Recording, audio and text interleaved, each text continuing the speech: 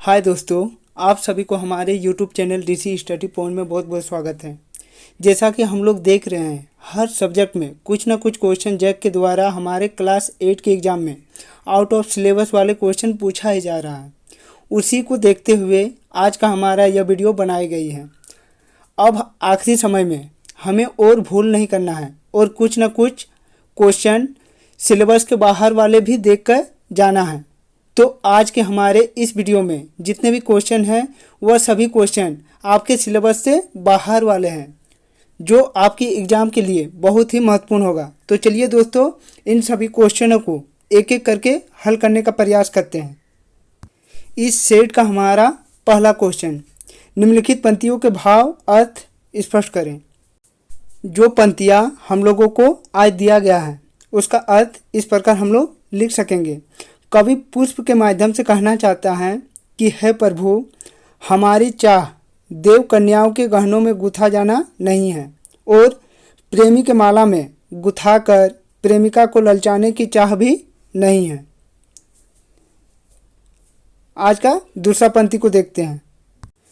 दूसरा पंक्ति हम लोगों का इस प्रकार दिया गया है, तो इसके भाव अर्थ हम लोग इस प्रकार लिख सकेंगे। हे प्रभु, सम्राटों के शव पर डाले जाने की चाह भी मुझे नहीं है तथा देवताओं के सिर पर चढ़कर अपने भाग्य पर गर्व करूं, ऐसी अभिलाषा भी मेरी नहीं है। इसके तीसरे पंक्ति को देखते हैं। तीसरा पंक्ति हम लोगों का इस प्रकार दिया गया है, तो इसका अर्थ हम लोग इस प्रकार लिख सकते हैं। है वनमाली, मेरी अभिलाषा है कि मुझे तोड़कर उस पद पर फेंक देना जिस पद पर मातृभूमि की रक्षा अनेक वीर पुरुष जाते हैं। आज का हमारा अगला क्वेश्चन नंबर 2। पुष्प की अभिलाषा कविता में पुष्प के द्वारा क्या अभिलाषा व्यक्त की गई है? तो इस क्वेश्चन का सही जवाब होगा, प्रस्तुत कविता में कवि ने पुष्प के माध्यम से हमें मातृभूमि की सेवा करने के लिए प्रेरित किया है। पुष्प के कई तरह के उपयोग हैं, किंतु पुष्प की अभिलाषा यह है कि मातृभूमि के लिए प्राणोत्सव करने वालों के पद पर ही उसे डाला जाए। अर्थात पुष्प आज़ादी के लिए अपने प्राणों की आहुति देने वाले वीर जवानों के पैरों तले मसलना पसंद करता है, यही इसकी इच्छा है। तो चलिए दोस्तों, नेक्स्ट क्वेश्चन पर आते हैं। कविता में पुष्प किन किन चीज़ों की चाह नहीं करता है? तो इस सवाल का सही जवाब होगा, कविता में पुष्प ने निम्नलिखित चीज़ों की चाह नहीं की है। पहला, अप्सरा के गहनों में गुथा जाऊं। दूसरा, प्रेमी के माला में गुथा जाऊं। तीसरा, सम्राटों के शव पर चढ़ाया जाऊं। या चौथा, देवताओं के ऊपर चढ़ाया जाऊं। आज का हमारा अगला क्वेश्चन नंबर 4। जननी और जन्मभूमि स्वर्ग से भी किस प्रकार महान है? तो इस सवाल का सही जवाब होगा, जननी अर्थात माँ हमें 9 महीना अपने उदर में रखती हैं। उदर में हमें पोषण प्रदान कर अनेक पीड़ा सहकर जन्म देती हैं, तब से युवा होने तक हमारा भरण पोषण करती हैं। इसी कारण जननी स्वर्ग से भी बड़ी है तथा भूमि पर हम जन्म लेते हैं। इसकी हवा, अन्न, जल ग्रहण कर हमारे शरीर को पोषण प्रदान होता है। अतः जननी जन्मभूमि स्वर्ग से भी बड़ा है। आज का हमारा अगला क्वेश्चन नंबर 5। विश्वास पात्र मित्र जीवन की एक औषध है, आज से स्पष्ट करें। तो इस सवाल का सही जवाब होगा, जिस प्रकार हम किसी चीज़ की खरीदारी काफ़ी सोच विचार कर करते हैं, उसी तरह मित्रता भी काफ़ी सोच विचार कर करनी चाहिए। मित्र का उद्देश्य, उसका मूल्य आदि बातों को ध्यान में रखकर मित्रता करनी चाहिए। रंग रूप एवं व्यवहार से मित्र नहीं बनाना चाहिए। विश्वास पात्र मित्र सदा हमें सहयोग करता है, अच्छा विचार देता है, अच्छे मार्ग पर चलने की सलाह देती है। अतः विश्वास पात्र मित्र जीवन की औषधि हैं। इस औषधि के सेवन से लाभ ही लाभ है। आज का हमारा अगला क्वेश्चन नंबर 6। मित्र का चुनाव करते समय हमें किन बातों का ध्यान रखना चाहिए?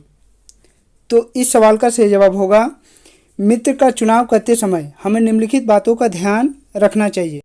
पहला, मित्र उत्तम संस्कार का हो एवं हमें भी ऐसे संस्कार का दृढ़ करे। दूसरा, मित्र दोष एवं सृष्टियों से बचाए। तीसरा, कुमार्ग पर जाने से रोकने वाला हो।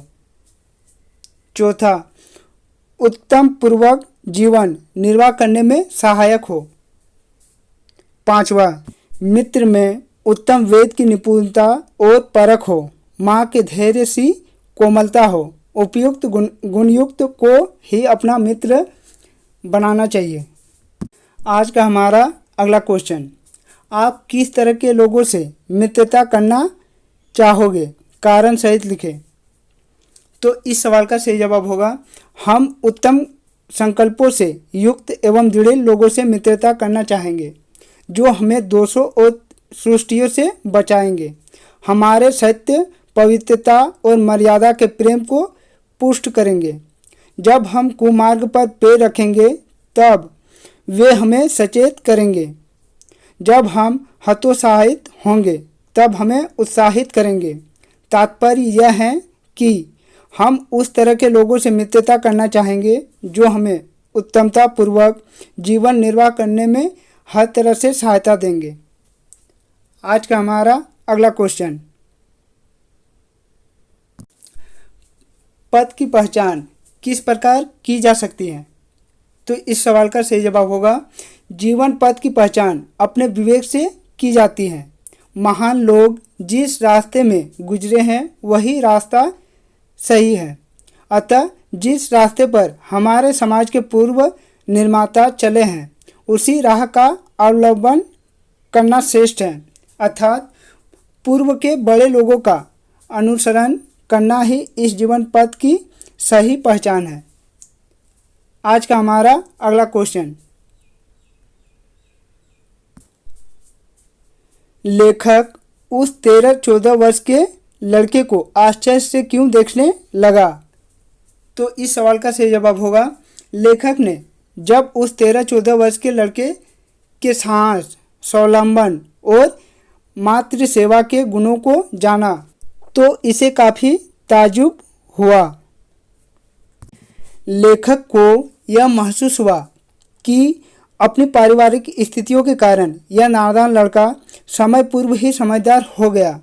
इस बालक का बचपन कहीं खो गया है।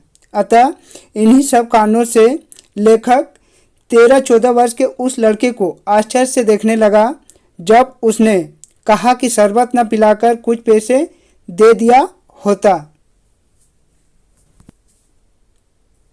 तो दोस्तों, आप लोगों को आज का हमारा यह वीडियो कैसा लगा? या अगर अच्छा लगा हो तो इस वीडियो को लाइक कर दें, इस चैनल को सब्सक्राइब कर लें और बेल आइकन को दबा लें। तो चलिए दोस्तों, और एक नए वीडियो के साथ आप लोगों से फिर मिलते हैं। तब तक के लिए बाय।